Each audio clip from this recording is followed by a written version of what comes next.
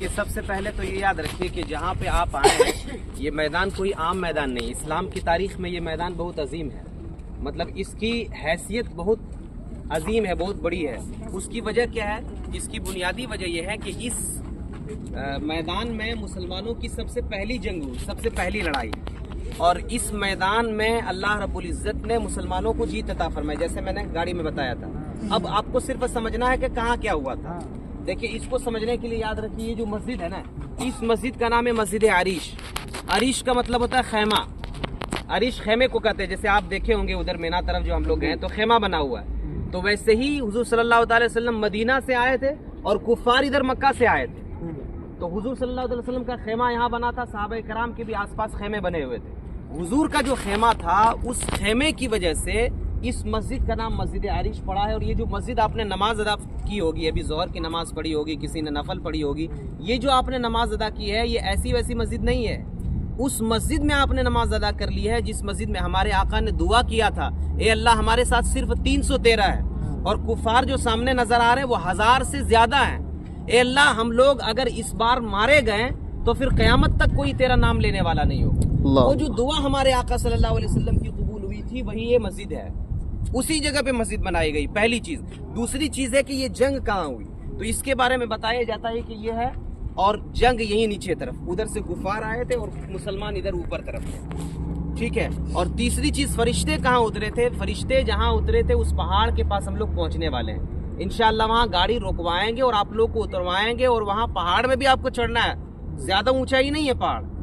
بس بہت کم ہے اس کی اونچائی، لیکن انشاءاللہ آپ دیکھیے گا آس پاس کے پہاڑ الگ ہیں اور وہ پہاڑ بالکل اپنی ایک الگ صورت رکھتا ہے اور بڑی خوبصورت پہاڑ ہے، انشاءاللہ الرحمن اس کو ہم لوگ جا کے دیکھیں گے۔ تو یہاں صرف یہ سمجھنا ہے کہ یہ جنگ یہاں ہوئی تھی، نبی کریم صلی اللہ علیہ وسلم کا خیمہ یہاں تھا، لیکن اس میں خاص رول یہ ہے کہ ابو جہل جو مارا گیا تھا، عتبہ شیبہ جو مارا گیا تھا، تو اس میں جنگ صبح کو ہونا تھا، لیکن آقا صلی اللہ علیہ وسلم نے رات ہی میں یہاں خیمہ سے نکل گئے،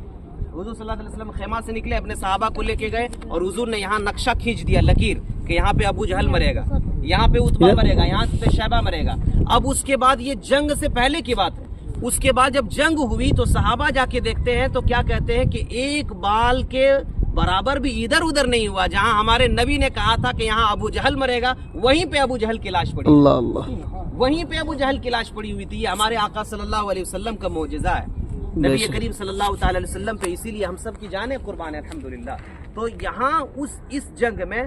کتنے 5000 فرشتے اترے تھے اور پھر جنگ ہوئی اور مسلمان پھر جیتے۔ اب کیا ہوا؟ جب جنگ کے بعد مسلمان جیت گئے تو 70 جو دشمن تھے وہ گرفتار ہو گئے اور 70 مارے گئے، جو مارے گئے انہی میں سے ابو جہل بھی تھا۔ ایک کنواں تھا یہاں پہ، ابو جہل کی لاش اس میں ڈال دی گئی، عتبہ شیبہ سب کی لاش اس میں ڈال دی گئی، اور ڈالنے کے بعد حضور صلی اللہ علیہ وسلم آتے ہیں اور ابو جہل کے پاس آ کے کھڑے ہو کے کہتے ہیں کہ ابو جہل،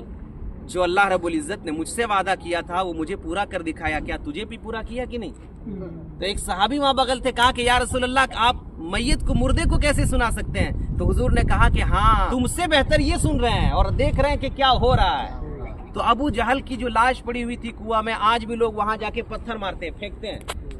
اور وہاں مکہ میں آپ نے دیکھا ہوگا جو باتھ روم وغیرہ بنا ہے، جہاں ابو جہل کا گھر تھا وہاں باتھ روم بنا دیا گیا، اور جہاں ابو جہل مرا ہے وہاں آج تک لوگ پتھر مار رہے ہیں۔ یہ دشمنان مصطفیٰ صلی اللہ علیہ وسلم کے ساتھ ہوا ہے، اور جو نبی کے عاشق ہیں وہ بلال حبشہ سے آئے ہیں، لیکن آج تک ہم لوگوں کے سروں کے تاج ہیں۔ اور ابو جہل وہ عرب کا تھا، لیکن کوئی اس کو پوچھنے والا نہیں، بلکہ